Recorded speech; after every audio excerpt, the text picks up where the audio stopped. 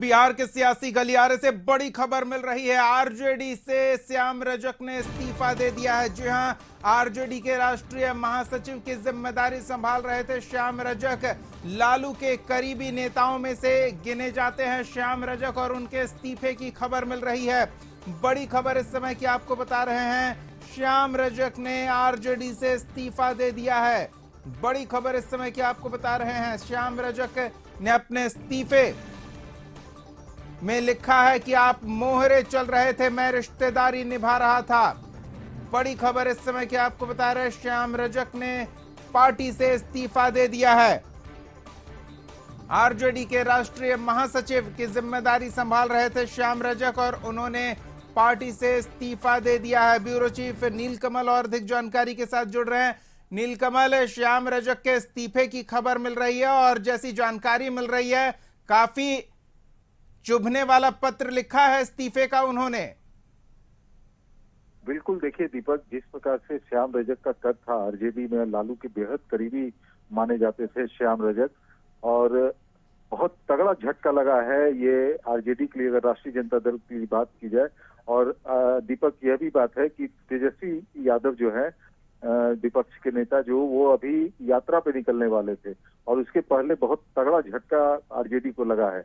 तो इस ये जो झटका है उसे कैसे उभरेगी आरजेडी, यह देखने वाली बात होगी। लेकिन श्याम रजक के विषय में यह कहा जा रहा था, अचानक ये नहीं हुआ है। कुछ दिनों से श्याम रजक नाराज चल रहे थे पार्टी से और पार्टी के अंदर जिस प्रकार की गतिविधियां हो रही थी उससे नाराज चल रहे थे। तो ये काफी दिनों की पीड़ा थी जो आज उनके सामने छलक के आया है। और जिस प्रकार का उन्होंने लेटर लिखा है उसे समझना मुश्किल नहीं है कि मैं शतरंज का खिलाड़ी नहीं, लेकिन आप चाल चल रहे थे।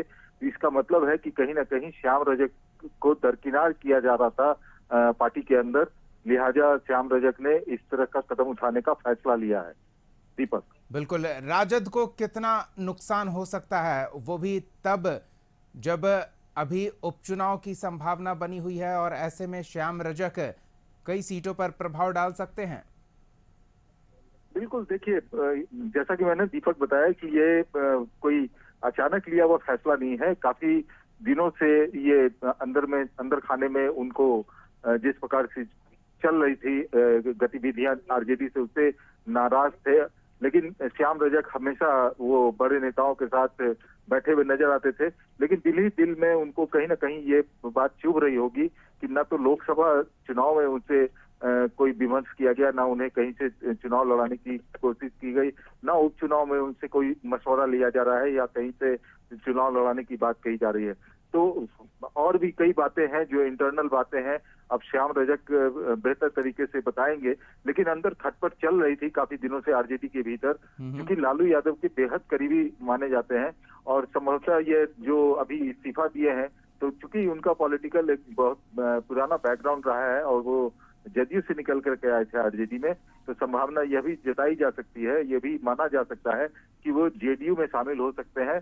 कहीं ना कहीं उनकी बात जो है वो बन चुकी होगी जेडीयू में, इसलिए आज वो इस्तीफा दे दिए हैं आरजेडी से लालू यादव। तो भविष्य में क्या है ये जल्द स्थिति स्पष्ट होगी। धन्यवाद नीलकमल इन तमाम जानकारियों के लिए। तो हमारे ब्यूरो चीफ नीलकमल ये संभावना व्यक्त कर रहे हैं कि आरजेडी से इस्तीफा देने के बाद श्याम रजक एक बार फिर जेडीयू में वापसी कर सकते हैं। हालांकि श्याम रजक ने जो इस्तीफे का पत्र लिखा है उससे आरजेडी को काफी झटका लग सकता है। साजिश का आरोप लगाया है श्याम रजक ने लिखा, मैं शतरंज का शौकीन नहीं था इसलिए धोखा खा गया, मैं रिश्तेदारी निभा रहा था, आप मोहरे चल रहे थे।